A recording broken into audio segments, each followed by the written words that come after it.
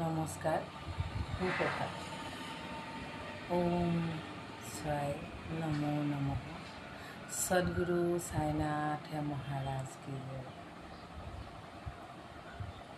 সুখ দুখ হাঁহি কান্দো আমাৰ জীৱনৰ লগৰী।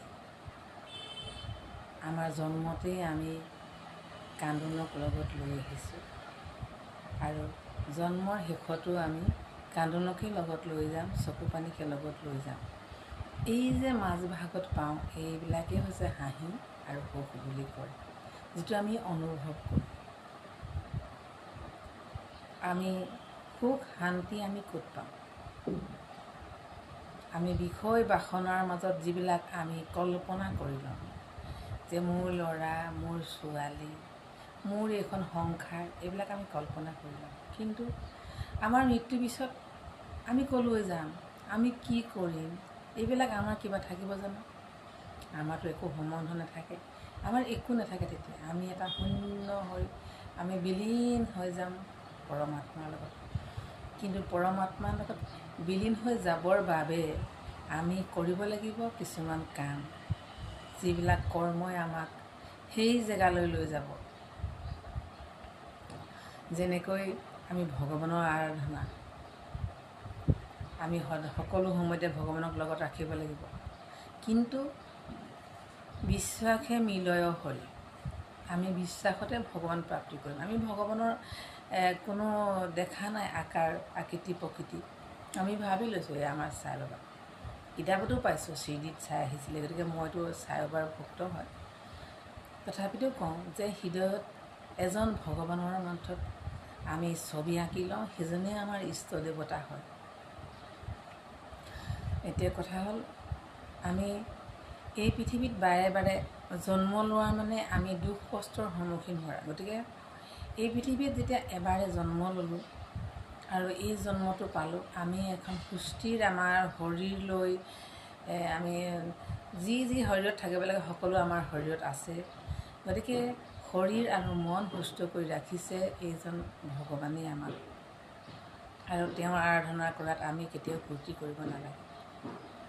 আৰু এটা কথা, মানৱতাই পৰম ধৰ্ম।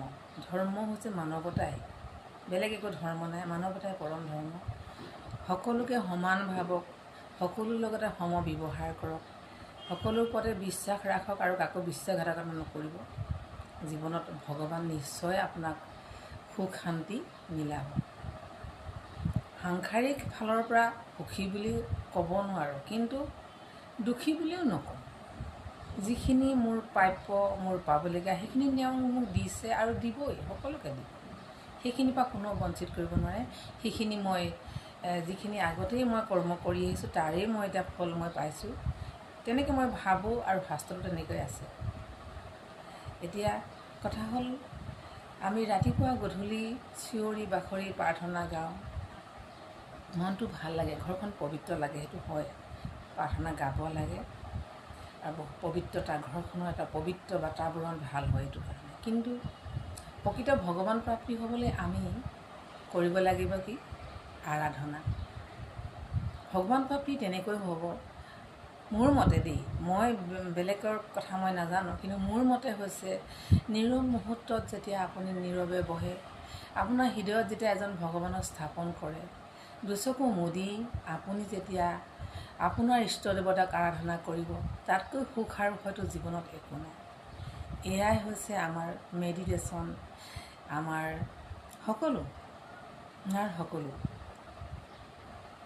ৰাতিপুৱাই হওক গধূলি হওক, যিকোনো সময়ত, যি সময়ত আপুনি ফ্ৰী থাকে, আপোনাৰ মাইণ্ডটো ফ্ৰী থাকে, আপুনি নীৰৱে ঘৰখনত এটা জেগাত অকলে বহি আছে, কোনেও হাই উৰুমি নাই, আপোনাৰ হৃদয়ত যেতিয়া ভগৱান বহুৱাই লৈ আপুনি নীৰৱে আপুনি 2 মিনিট বহক, আপোনাৰ মনটো শান্তিৰে সুখেৰে ভৰি পৰিব। এইকণে হৈছে আচল আৰাধনা, নহয়নে বাৰু? একো ধৰ্ম কৰ্ম নাজানো আৰু বহুত একো জ্ঞানো নাই, শাস্ত্ৰ ভাগৱতো একো নাজানো। তথাপিতো ভগৱানক সদায় এটা কথাই কওঁ যে সদায় সত্য কথা কোৱা বা সত্য পথত চলিবলৈ তুমি শক্তি দিবা, এইটোৱে মই ভগৱানৰ পৰা বিচাৰোঁ। মোক নালাগে অজস্ৰ টকা পইচা, অজস্ৰ সুখ সম্পত্তি।